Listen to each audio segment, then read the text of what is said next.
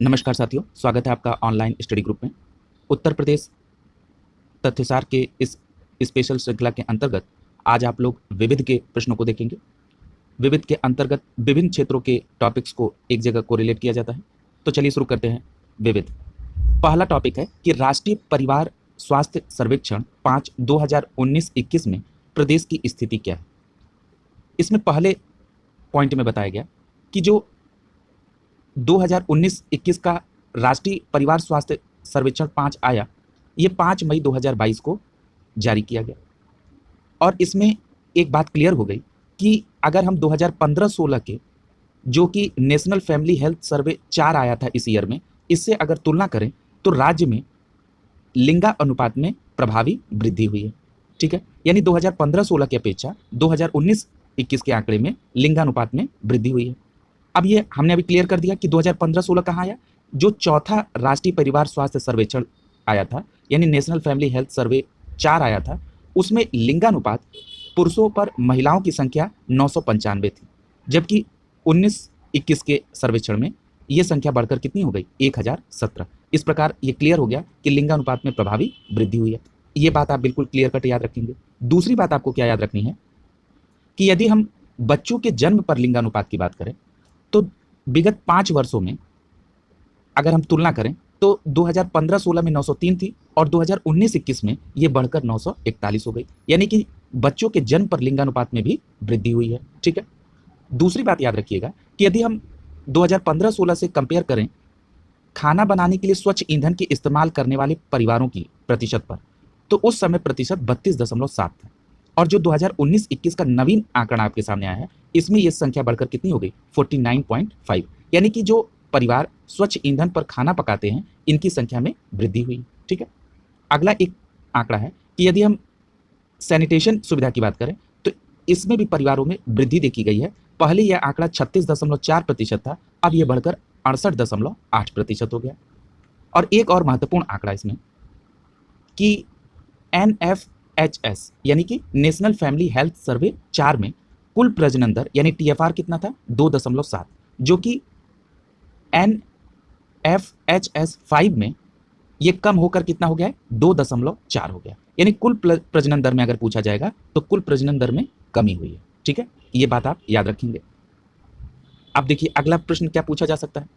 एक बात याद रखिएगा कि यदि आप संस्थागत प्रसव के बारे में देखेंगे तो 2015-16 में इसका प्रतिशत था 67.8, यानी 67.8%। लेकिन अगर हम नवीन आंकड़े जो कि 2019-21 के हैं, जिसको आप कह रहे हैं कि NFHS 5, इसमें ये आंकड़े बढ़कर 83.4 हो गए, यानी संस्थागत प्रसव भी बढ़ा है। देखिए कई बार इसको स्टेटमेंट में, ये कई बार सीधा डेटा छोटे यानी UPSSC के एग्जामों में पूछ दिया जाता है, तो इन बात का आप ध्यान रखेंगे। अगर हम बात करें कि गर्भावस्था के दौरान जो एनीमिया से प्रभावित महिलाओं की संख्या थी, उसमें NFHS 4 से तुलना करेंगे तो 5.1% की कमी हुई है। यानी पहले कितना था, 51%, और अब घटकर कितना हो गया है, 45.9%। ठीक है, जो कि राष्ट्रीय स्तर पर दर्ज 1.8% की कमी से अधिक है। यानी ये मतलब समझ लीजिए, यानी कि कह रहा है कि जो एनीमिया से प्रभावित होने वाली महिलाओं की संख्या थी गर्भावस्था के दौरान, उसमें राष्ट्रीय स्तर पर कमी कितने प्रतिशत की हुई है, तो 1.8 की। लेकिन उत्तर प्रदेश में यह कमी कितनी की हुई है, 5.1% की। इसका मतलब है कि राष्ट्रीय स्तर से ज्यादा कमी उत्तर प्रदेश में हुई है। ये इस स्टेटमेंट में कहना चाह रहा है। आगे देखिए, अगर हम बात करें इस अवधि में 5 वर्ष से कम आयु के बच्चों के वृद्धि अवरोध के मामले में 6.6% की कमी आई है। यानी ये पहले आंकड़ा 46.3% था, अब ये घटकर कितना हो गया, 39.7। ये भी राष्ट्रीय स्तर पर 2.9% की कमी से अधिक है। यानी एक सिंप्लीफाई कर दे रहा हूं कि अगर हम 5 वर्ष से कम आयु के बच्चों की वृद्धि अवरोध की बात करें तो राष्ट्रीय स्तर पर इसमें कमी कितनी हुई है, 2.9% की। वहीं अगर उत्तर प्रदेश में कमी देखें तो इसमें उत्तर प्रदेश में कमी हुई है 6.6% की। इसी प्रकार यदि आप 5 वर्ष से कम आयु के सामान्य से कम वजन वाले बच्चों की बात करेंगे तो इसमें 7.4% की कमी आई है। कहां पर, उत्तर प्रदेश में। यानी पहले ये NFHS 4 में 39.5 था और NFHS 5 में ये घटकर कितना हो गया, 32.1%। यानी कमी कितनी हुई, 7.4% की, जो कि राष्ट्रीय स्तर की कमी 3.7% दर्ज की गई है। उससे ये क्या है, ज़्यादा कमी हो रही है। ठीक है, अब देखिए अगला अगला पॉइंट है ई पेंशन पोर्टल। याद रखिएगा, ये जो ई पेंशन पोर्टल है ये 1 मई 2022 को अंतर्राष्ट्रीय मजदूर दिवस के अवसर पर मुख्यमंत्री योगी आदित्यनाथ ने इसको शुभारंभ किया। अब ये बात आती है कि जो ई पेंशन पोर्टल है ये क्या काम करेगा, किसके लिए बेनिफिशियरी है। तो याद रखिएगा, ई पेंशन पोर्टल सेवानिवृत्त सरकारी कर्मचारियों को पेंशन की पारदर्शिता और उनके जो पेंशन मुक्त करने में जो परेशानी आती थी उसको दूर करने के लिए ई पेंशन पोर्टल को शुरुआत किया गया। और इस प्रक्रिया को आसान करने के लिए ये किस विभाग के अंतर्गत है, तो ये राज्य के वित्त विभाग के अंतर्गत विकसित किया गया। क्या, ई पेंशन पोर्टल। ये भी बात आप बिल्कुल याद रखेंगे। और इससे लगभग 11.5 लाख पेंशन भोगियों को फायदा होगा। यहाँ प्रश्न पूछा जा सकता है कि हाल ही में चर्चा में रहा ई पेंशन पोर्टल किस राज्य से संबंधित है, तो उत्तर प्रदेश। किस तिथि को इसका शुभारंभ हुआ, 1 मई 2022 को। किसके द्वारा, तो मुख्यमंत्री द्वारा। और किस चीज से संबंधित है, तो सेवानिवृत्त कर्मचारियों के पेंशन संबंधी सुविधाओं को सुनिश्चित करने के लिए। अगला देखिए, बुजुर्ग संतों और पुजारियों एवं पुरोहितों के कल्याण के लिए बोर्ड। याद रखिएगा, 20 अप्रैल 2022 को मुख्यमंत्री योगी आदित्यनाथ ने समक्ष जो है पर्यटन एवं संस्कृति क्षेत्र के विभागों ने प्रस्तुतिकरण किया। और ये प्रस्तुतिकरण क्यों किया गया, क्योंकि जब लोक कल्याण संकल्प पत्र 2022 जारी किया गया था तो उसमें यह वादा किया गया था, या एक प्रस्ताव था कि बुजुर्ग संतों, पुजारियों और पुरोहितों के कल्याण के लिए उत्तर प्रदेश में एक बोर्ड का गठन किया जाएगा। इसी प्रस्ताव को पूरा करने के लिए पर्यटन एवं संस्कृति क्षेत्र के विभागों ने 20 अप्रैल 2022 को मुख्यमंत्री योगी आदित्यनाथ के सामने एक प्रस्तुतिकरण दिया। और इस कल्याण बोर्ड के तहत पुजारियों को स्वास्थ्य बीमा और अन्य कल्याणकारी सुविधाएं प्रदान की जाएंगी। और एक बात और याद रखिएगा कि उत्तर प्रदेश देश का पहला राज्य होगा जहां इस प्रकार के बोर्ड का गठन किया गया। अगला देखिए, अगला टॉपिक है राज्य ऊर्जा जलवायु सूचकांक। ये राज्य ऊर्जा जलवायु सूचकांक जो राउंड 1 है, इसका पहली बात शुभारंभ किसने किया, तो आपका जवाब होगा नीति आयोग ने। और कब किया, तो 11 अप्रैल 2022 को। अब एक बात याद रखिएगा, यह प्रश्न काफी परीक्षा के दृष्टिकोण से इंपॉर्टेंट है कि अगर ये पूछा जाए कि राज्य ऊर्जा एवं जलवायु सूचकांक में उत्तर प्रदेश को किस श्रेणी में रखा गया है, तो आपका सीधा जवाब होना चाहिए हिंदी में प्राप्तकर्ता और इंग्लिश में अचीवर। यानी आप एक दिमाग में रखिएगा कि उत्तर प्रदेश को अचीवर की श्रेणी में रखा गया। किस रिपोर्ट में, किस सूचकांक में, तो राज्य ऊर्जा एवं जलवायु सूचकांक जो कि नीति आयोग द्वारा जारी किया गया।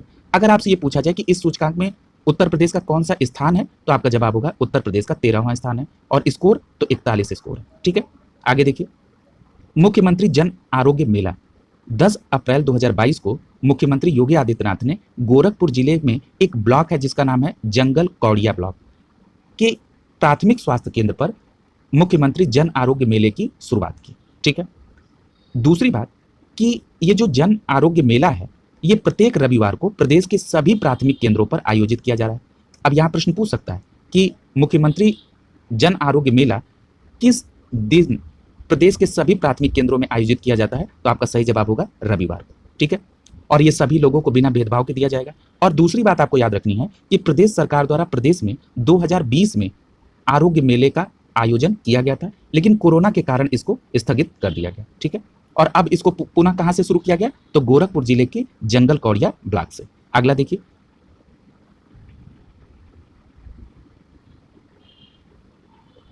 अगला है विशेष संचारी रोग नियंत्रण एवं दस्तक कार्यक्रम। ये क्या है, ये 2 अप्रैल 2022 को प्रदेश के मुख्यमंत्री योगी आदित्यनाथ ने सिद्धार्थनगर जिले में विशेष संचारी रोग नियंत्रण एवं दस्तक अभियान के इस वर्ष के प्रथम चरण की शुरुआत की।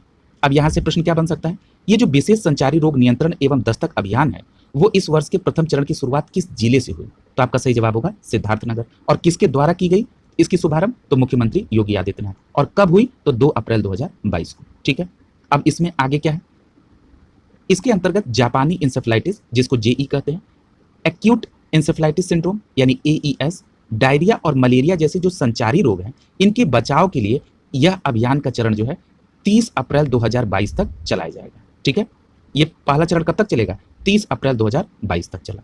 दूसरी बात याद रखिएगा कि घर घर दस्तक अभियान के तहत आशा कार्यकर्तियों ने 15 से 30 अप्रैल 2022 तक यानी 15 से 30 अप्रैल 2022 तक हर घर जाकर लोगों को दिमागी बुखार से बचाव और हल्के लक्षणों एवं उपचार सुविधाओं के प्रति जागरूक किया। ठीक है, अगला देखिए, लखनऊ में देश का पहला ग्रीन बूथ। याद रखिएगा, जो उत्तर प्रदेश में विधानसभा का चुनाव 2022 में हुआ, इसके चौथे चरण में लखनऊ में एपी सेन पीजी कॉलेज में एक ग्रीन बूथ बनाया गया। अब ये ग्रीन बूथ क्यों बनाया गया? लोगों में पर्यावरण के प्रति जागरूकता फैलाने के लिए इस ग्रीन बूथ का निर्माण लखनऊ के एपी सेन पीजी कॉलेज में किया गया और इस बूथ में शून्य कार्बन उत्सर्जन थी क्योंकि इसकी जो भी आवश्यक ऊर्जा थी वो सौर ऊर्जा के द्वारा पूरी हो रही थी। ठीक है, अगला देखिए, संजय गांधी पीजीआई में रोबोट से ऑपरेशन। ये फरवरी 2022 में Sanjay Gandhi post graduate institute of medical science Lucknow यानी SGPGI में पहली बार रोबोट से 2 बच्चों का जटिल ऑपरेशन हुआ। इस जटिल ऑपरेशन में सफलता मिली। और एक बात और याद रखिएगा, पीजीआई लखनऊ रोबोट के माध्यम से बच्चों का ऑपरेशन करने वाली उत्तर प्रदेश की पहली संस्था है। ठीक है, अगला देखिए, स्वदेशी इंजन भारत सर्च। ये जो स्वदेशी इंजन भारत सर्च है, सबसे पहली बात तो आपको ये मालूम होना चाहिए कि इसको किसके द्वारा विकसित किया गया। तो याद रखिएगा कि स्वदेशी सर्च इंजन भारत सर्च को एक कंपनी है जिसका नाम है भारत टेक। इस भारत टेक कंपनी के द्वारा इसको विकसित किया गया और ये जो भारत टेक कंपनी है ये छत्रपति साहू जी महाराज विश्वविद्यालय कानपुर की इंक्यूबेटेड कंपनी है भारत टेक, और इसी ने स्वदेशी सर्च इंजन भारत सर्च का विकास किया। याद रखिएगा, ये गूगल की तरह ही भारत सर्च भी एल्गोरिथम से विभिन्न प्रकार के जो प्लेटफॉर्म पर मौजूद विषय वस्तु हैं इसको वो अपने प्लेटफॉर्म पर लाता है। ठीक है, अगला देखिए, न्यूयॉर्क में made in India perfume launch हुआ और ये कब हुआ? फरवरी 2022 में उत्तर प्रदेश के कन्नौज में निर्मित मेड इन इंडिया परफ्यूम को आज़ादी के अमृत महोत्सव कार्यक्रम के तहत न्यूयॉर्क में लॉन्च किया गया। यानी जो न्यूयॉर्क में लॉन्च किया गया ये आज़ादी के अमृत महोत्सव कार्यक्रम के तहत किया गया। और एक बात और याद रखिएगा कि कन्नौज का इत्र विश्व में इतना फेमस है कि इसे भारत की इत्र की राजधानी का दर्जा प्राप्त है। किसको? कन्नौज को। अगला है डॉक्यूमेंट्री राइटिंग विथ फायर। ये जो डॉक्यूमेंट्री राइटिंग विथ फायर है ये ऑस्कर 2022 के लिए नामित हुई थी, हालांकि ये पुरस्कार जीत नहीं पाई। लेकिन अगर हम डॉक्यूमेंट्री राइटिंग विथ फायर की बात करें तो ये चित्रकूट के प्रकाशित खबर लहरिया पर आधारित है। पहली बात तो आपको ये निश्चित तौर पर याद रखना है। दूसरी बात, अगर ये पूछा जाए कि ये जो डॉक्यूमेंट्री राइटिंग विथ फायर है इसके निर्देशन किसने किया, तो आपका सही जवाब होगा रिंटू थॉमस और सुस्मित घोष के द्वारा इसका निर्देशन किया गया। दूसरी बात आपको याद रखनी है कि ये जो खबर लहरिया है जो कि चित्रकूट से प्रकाशित होती है, जिसके ऊपर राइटिंग विथ फायर आधारित है, इस अखबार को सिर्फ दलित महिलाओं द्वारा संचालित किया जाता है। ठीक है, आगे देखिए, ये जो राइटिंग विथ फायर है ने संडास फिल्म फेस्टिवल 2021 में वर्ल्ड सिनेमा डॉक्यूमेंट्री श्रेणी में ऑडियंस अवार्ड जीता और स्पेशल जूरी अवार्ड जीता। ठीक है, याद रखेंगे इसको। अगला है, उत्तर प्रदेश में 7 नए इंटरनेट एक्सचेंज नोड की स्थापना की गई। कब हुई? 23 दिसंबर 2021 को कौशल विकास और उद्यमिता और इलेक्ट्रॉनिक्स एवं सूचना प्रौद्योगिकी राज्य मंत्री कौन है? राजीव चंद्रशेखर। इन्होंने, और कानून राज्य मंत्री कौन है? SP सिंह बघेल। और national internet exchange of India जिसका शॉर्ट फॉर्म है NIXI, इसके CEO अनिल कुमार जैन। इन लोगों ने, 3 लोगों ने मिलकर उत्तर प्रदेश के कई शहरों में 7 इंटरनेट एक्सचेंज नोड का उद्घाटन किया। ठीक, और याद रखिएगा ये जो 7 नए इंटरनेट एक्सचेंज नोड बने हैं ये किन किन जिलों में हैं, तो इन जिलों का नाम भी याद रखिएगा। ये प्रयागराज, गोरखपुर, लखनऊ, वाराणसी, मेरठ, कानपुर और आगरा में शुरू हुए। और याद रखिएगा इन 7 नए इंटरनेट एक्सचेंज नोड के बनने के शुरू होने के साथ ही अब उत्तर प्रदेश में इंटरनेट एक्सचेंज नोड की संख्या कितनी हो गई? 8। इसका मतलब है कि अब तक केवल उत्तर प्रदेश में एक ही इंटरनेट एक्सचेंज था। बिल्कुल सही। वो कहाँ था? तो आपका सही जवाब होगा नोएडा में था। ठीक है, दूसरी बात कि इससे लाभ क्या होगा, तो इससे उत्तर प्रदेश या उसके आसपास के क्षेत्रों में इंटरनेट और ब्रॉडबैंड की सेवाओं की गुणवत्ता में सुधार होगा। अगला है, भारत का पहला इंटीग्रेटेड ट्रांसपोर्ट सिस्टम जिसको आप ITS कहते हैं, ये क्या हुआ? 23 दिसंबर 2021 को केंद्रीय सड़क परिवहन एवं राजमार्ग मंत्री नितिन गडकरी ने डासना गाजियाबाद में 6 लेन ईस्टर्न पेरिफेरल एक्सप्रेसवे पर भारत का पहला इंटीग्रेटेड ट्रांसपोर्ट सिस्टम यानी जिसको आप ITS कहते हैं लॉन्च किया। अब ये देखिए बहुत महत्वपूर्ण टॉपिक है। क्यों? क्योंकि ये भारत का पहला है। प्रश्न क्या बन सकता है? सीधा प्रश्न बन सकता है कि भारत का पहला इंटीग्रेटेड ट्रांसपोर्ट सिस्टम किस शहर में लॉन्च किया गया, तो आपका जवाब होगा डासना गाजियाबाद में। ठीक, और ये किस एक्सप्रेसवे पर है? तो 6 लेन ईस्टर्न पेरिफेरल एक्सप्रेसवे पर। दूसरी बात कि इसको लॉन्च किसने किया, तो नितिन गडकरी साहब ने किया। और कब किया? तो 23 दिसंबर 2021 को। यह प्रश्न बहुत इंपॉर्टेंट है।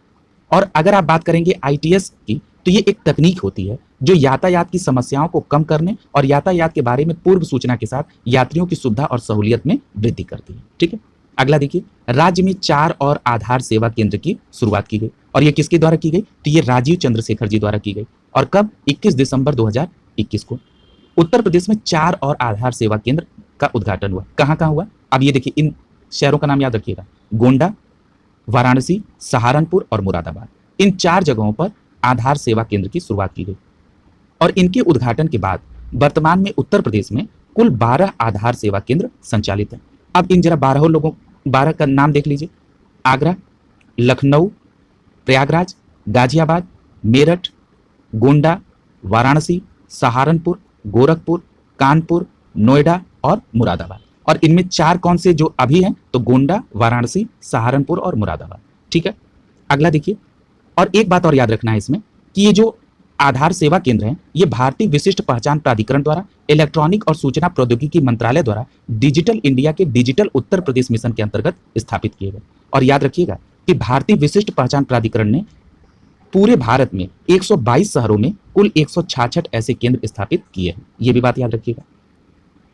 और इनके माध्यम से क्या होगा? तो इनके माध्यम से यह लक्ष्य निर्धारित किया गया है कि नागरिकों को वन स्टॉप सेंटर पर आधारित सभी सेवाओं को उपलब्ध कराया जा सके। ठीक है, अगला टॉपिक है निपुण भारत निगरानी केंद्र। याद रखिएगा, 19 दिसंबर 2021 को मुख्यमंत्री योगी आदित्यनाथ ने गोरखपुर में निपुण भारत निगरानी केंद्र का उद्घाटन किया। यानी निपुण भारत निगरानी केंद्र का उद्घाटन कहाँ हुआ? तो गोरखपुर में। कब हुआ? 19 दिसंबर 2021 को। और किसके द्वारा किया गया? तो मुख्यमंत्री योगी आदित्यनाथ द्वारा। अब ये निपुण भारत निगरानी केंद्र क्या होगा? ये प्रदेश में शिक्षा की आधारभूत इकाई बेसिक शिक्षा परिषद द्वारा तकनीकी का बेहतर उपयोग करके GIS आधारित विद्यालयवार performance kit map, learning come out map based Nipun Bharat योजना का भी उन्होंने शुभारंभ किया। ठीक है, यानी कि निपुण भारत योजना और उसके तहत निपुण भारत निगरानी केंद्र का उद्घाटन कहां पर? गोरखपुर में किया। ठीक है, अगला देखिए, नोएडा में बनेगा देश का सबसे बड़ा हेलीपोर्ट। याद रखिएगा, दिसंबर 2021 में उत्तर प्रदेश सरकार ने नोएडा में देश के पहले बड़े हेलीपोर्ट के बनाने के प्रस्ताव को मंजूरी दे दी। याद रखिएगा, नोएडा में बनेगा और इस हेलीपोर्ट को PPP मॉडल पर यानी पब्लिक प्राइवेट पार्टनरशिप प्रोग्राम के तहत नोएडा के सेक्टर 151A में बनाया जाएगा। दूसरी बात कि VVIP मूवमेंट के लिए इस्तेमाल किया जाने वाला विश्व का सबसे बड़ा हेलीकॉप्टर, जिसको MI-172 कहा जाता है, इसके भी टेक ऑफ और लैंड करने की व्यवस्था यहाँ पर होगी। यानी वो भी टेक ऑफ और टेक लैंड कर सकता है। कौन? MI-172। अगला है मंत्र ट्रैकिंग ऐप। स्पेलिंग क्या है? MANTRA। ये जो MA है, पहले MA का मतलब है माँ, और N फॉर नवजात, T for tracking, TR for tracking and A for app. इसको मिलकर बना है मंत्र। ये दिसंबर 2021 में मुख्यमंत्री योगी आदित्यनाथ ने 5000 नवीन स्वास्थ्य उपकेंद्रों, 15 BSL, 2 प्रयोगशालाओं तथा माँ नवजात ट्रैकिंग ऐप का लोकार्पण किया। ठीक है, अगला देखिए, स्वच्छ सर्वेक्षण 2021 में उत्तर प्रदेश की स्थिति क्या है? तो अगर हम देखें तो भारत सरकार के आवास और शहरी कार्य मंत्रालय ने स्वच्छ सर्वेक्षण 2021 का परिणाम 20 नवंबर 2021 को जारी किया। यदि हम 10 लाख से अधिक जनसंख्या की श्रेणी में जो 20 शहर हैं, उसमें उत्तर प्रदेश के शहरों की संख्या देखें तो 2 शहर केवल उत्तर प्रदेश के हैं। किसमें? 10 लाख से अधिक जनसंख्या की शीर्ष 20 शहरों में। कौन कौन से हैं? लखनऊ और गाजियाबाद। लखनऊ का स्थान 12वां है और गाजियाबाद का स्थान 18वां है। ठीक है, अगर हम 10 लाख से अधिक जनसंख्या की श्रेणी में देखें तो कानपुर को 21वां है। ये अभी तक टॉप 20 शहरों में थे 2 शहर, लखनऊ का 12 और गाजियाबाद 18। लेकिन अगर हम अब 20 से ज़्यादा देखें रैंकिंग में, 10 लाख से अधिक जनसंख्या वाले में, तो कानपुर को 21, आगरा को 24वां स्थान और प्रयागराज को 26वां। देखिए, प्रयागराज की संख्या याद रखिएगा। मेरठ का 27वां स्थान है और वाराणसी का 30वां स्थान है। यानी आपको कम से कम वाराणसी और प्रयागराज का तो निश्चित तौर पर याद रखना चाहिए। ठीक है, अगला देखिए, यदि हम 1 से 10 लाख की जनसंख्या की श्रेणी में देखें तो उत्तर प्रदेश के शहरों में नोएडा का 4था स्थान है, झांसी का 18वां, अलीगढ़ का 34वां और फिरोजाबाद का 60वां स्थान है। ये किसके बीच है? ये 1 लाख से 10 लाख तक के बीच में, और इसमें नोएडा सबसे पहले यानी 4थे स्थान पर है। ठीक है, अगला देखिए, यदि आप 100 शहरी स्थानीय निकायों में अधिक श्रेणी वाले राज्यों में देखें तो उत्तर प्रदेश का कौन सा स्थान है? 6वां स्थान है। तो ये भी बात याद रखिएगा। दूसरी बात कि यदि आप गंगा नगरों की रैंकिंग में 1 लाख से अधिक जनसंख्या वाले गंगा नगरों, यानी गंगा नगरों का मतलब जो गंगा नदी के किनारे बसे हैं, उसमें वाराणसी नगर को शीर्ष स्थान मिला है। यानी ऐसे गंगा नगर जिनकी जनसंख्या 1 लाख से अधिक है, उसमें वाराणसी पहले स्थान पर है। और अगर हम बात करें 1 लाख से कम जनसंख्या वाले नगरों की श्रेणी में, तो कन्नौज नंबर 1 पर है और बिजनौर का 2रा स्थान है। ठीक है, फैजाबाद जंक्शन का नाम परिवर्तित कर दिया गया। ये 2 नवंबर 2021 को उत्तर प्रदेश सरकार ने फैजाबाद जंक्शन का नाम बदलकर अयोध्या कैंट कर दिया। ठीक है, और आपको याद होगा कि इसके पूर्व में 6 नवंबर 2018 को ही फैजाबाद जिले का नाम बदलकर अयोध्या कर दिया गया था। ठीक है, अगला देखिए, अगला है उत्तर प्रदेश में पारदर्शी कंपोजिट सिलेंडर का शुभारंभ। 1 नवंबर 2021 को मुख्यमंत्री योगी आदित्यनाथ ने प्रदेश में पारदर्शी कंपोजिट सिलेंडर लॉन्च किया। और ये इसका निर्माण कौन करेगा? तो IOCL के द्वारा इसका निर्माण किया जाएगा। और ये कहाँ कहाँ इसको पहुंचाने की व्यवस्था इंडियन द्वारा की गई? तो ये लखनऊ, गोरखपुर, प्रयागराज, वाराणसी और कानपुर में घर घर पहुंचाने की योजना है। किसके द्वारा? इंडियन के द्वारा। ठीक है, अगला देखिए, छठी बटालियन। किसकी छठी बटालियन? तो विशेष सुरक्षा बल की। उत्तर प्रदेश सरकार ने अयोध्या में उत्तर प्रदेश विशेष सुरक्षा बल, जिसको आप UPSSF कहते हैं, इसकी छठी बटालियन स्थापित करने का निर्णय लिया। कहां पर स्थापित होगी? अयोध्या में, याद रखिएगा।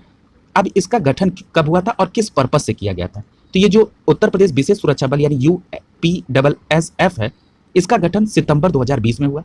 और किस पर्पस से हुआ? तो प्रदेश के कोर्ट, प्रमुख धार्मिक स्थान और प्रतिष्ठानों में सुरक्षा के लिए इसका गठन किया गया।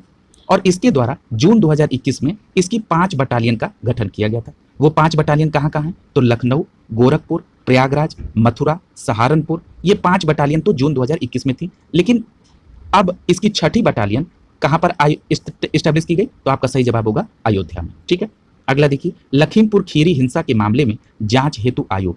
याद रखिएगा, उत्तर प्रदेश सरकार ने 7 अक्टूबर 2021 को लखीमपुर खीरी हिंसा की जांच के लिए 1 सदस्यीय आयोग का गठन किया। बहुत इंपॉर्टेंट प्रश्न है ये। और ये किसकी अध्यक्षता में?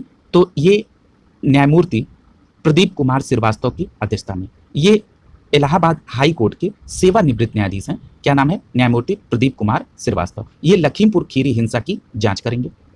और अगर बैकग्राउंड देखेंगे तो 3 अक्टूबर 2021 को लखीमपुर खीरी के तिकोनिया क्षेत्र में इस हिंसा में 8 लोगों की मृत्यु हुई थी।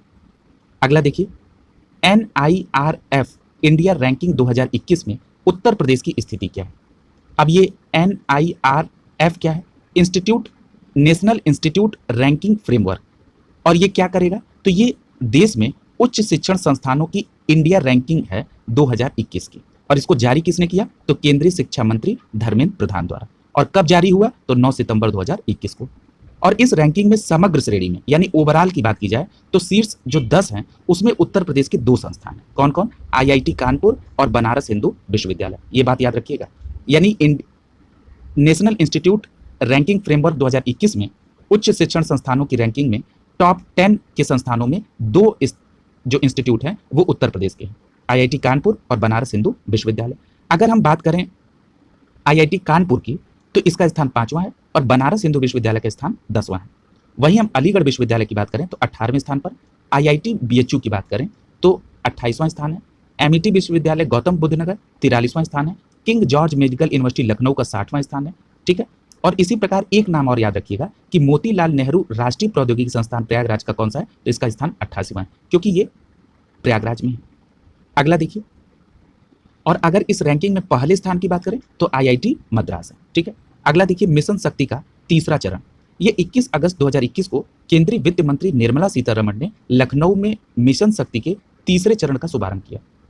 और इस कार्यक्रम में के दौरान ही मुख्यमंत्री योगी आदित्यनाथ ने कन्या सुमंगला योजना के अंतर्गत 1.55 लाख पात्र बालिकाओं को अनुदान राशि ऑनलाइन हस्तांतरित कर दी। कितने? 1.55 लाख पत्रिका। किस योजना के तहत? तो कन्या सुमंगला योजना के तहत। अगला देखिए, यहाँ एक चीज ये पूछा जा सकता है कि जो मिशन शक्ति का तीसरा चरण था इसका शुभारंभ किसने किया? तो वित्त मंत्री निर्मला सीतारमण। और कब किया? तो 21 अगस्त 2021 को। अगला देखिए,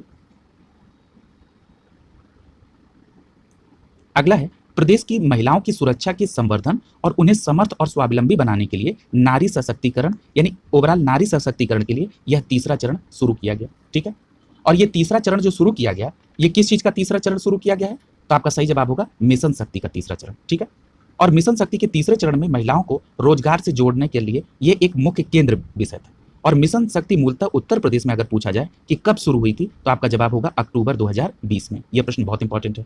और मिशन शक्ति का जो तीसरा चरण है ये दिसंबर 2021 तक संचालित हुआ था। ठीक है, अगला देखिए, उत्तर Pradesh institute of forensic science. ये 1 अगस्त 2021 को केंद्रीय गृह और सहकारिता मंत्री अमित शाह ने लखनऊ में उत्तर Pradesh institute of forensic science की आधारशिला रखी।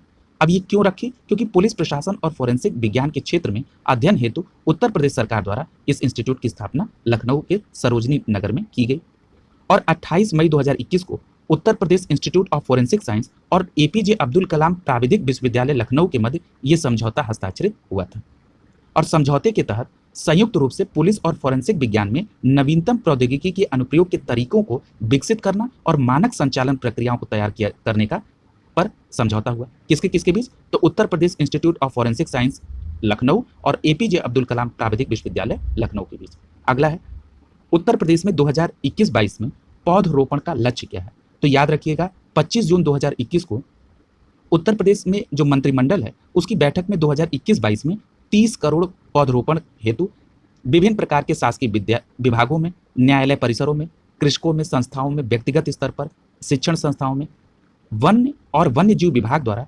पौधशालाओं से निःशुल्क पौध उपलब्ध कराने संबंधित प्रस्ताव को मंजूरी की गई। याद रखिएगा इन निःशुल्क पौध में यूकेलिप्टस और पॉपुलर ये शामिल नहीं होंगे, ठीक है। और कितना लक्ष्य निर्धारित है? 30 करोड़ पौधरोपण, ठीक है। और ये कब है? तो 2021-22 के दौरान। और 30 करोड़ पौधरोपण में लगभग 10.80 करोड़ पौधों का रोपण वन विभाग द्वारा और लगभग 19.20 करोड़ पौधरोपण जो है ये राज्य सरकार के अन्य राजकीय विभागों के द्वारा किया जाएगा। और इसका उद्देश्य क्या था? इसका उद्देश्य है कि वातावरण में वनावरण की वृद्धि हो, जैव विविधता का संरक्षण हो, उसका विकास हो, ठीक है। अगला देखिए, जेम पोर्टल की खरीदारी में उत्तर प्रदेश शीर्ष पर। उत्तर प्रदेश सरकार ने अभी हाल ही में एक आंकड़ा उपलब्ध कराया और बताया कि 5 वर्षों में जेम पोर्टल से खरीदारी में उत्तर प्रदेश शीर्ष स्थान पर है, दूसरे स्थान पर गुजरात है और तीसरे स्थान पर मध्य प्रदेश है। और 2016 में सरकारी खरीद प्रक्रिया की पारदर्शिता के लिए जेम पोर्टल को लॉन्च किया गया था। यानी यहाँ 2 प्रश्न बन गए कि जेम पोर्टल को कब लॉन्च किया गया? तो 2016 में। और पर्पज क्या था? तो सरकारी खरीद प्रक्रिया को पारदर्शी बनाना। और इसमें 5 वर्षों में उत्तर प्रदेश देश में शीर्ष स्थान पर है, दूसरे पे गुजरात है और तीसरे पे मध्य प्रदेश है। इस प्रकार आपने आज इस उत्तर प्रदेश स्पेशल में जो विविध के प्रश्न थे उनको कवर कर लिया। कल हम लोग अन्य श्रृंखला को लेकर आगे बढ़ेंगे और जल्द से जल्द इस उत्तर प्रदेश स्पेशल की श्रृंखला को कंप्लीट कर लेंगे ताकि आपके पास समय से इसको रिवीजन का मौका रहे। आप लोग अपनी तैयारी को सतत जारी रखें और विशेष तौर पर जिनको यूपी के लेखपाल की परीक्षा देनी है वो ये बिल्कुल ना सोचें कि अब हमारी परीक्षा टल गई है तो हमारे उत्साह में या हमारे किसी भी प्रयास में कोई ढीलापन होना चाहिए। ये बिल्कुल भी नहीं होना चाहिए, ठीक है। आप सब सतत प्रयास जारी रखें। शुभकामनाओं के साथ आप सभी का बहुत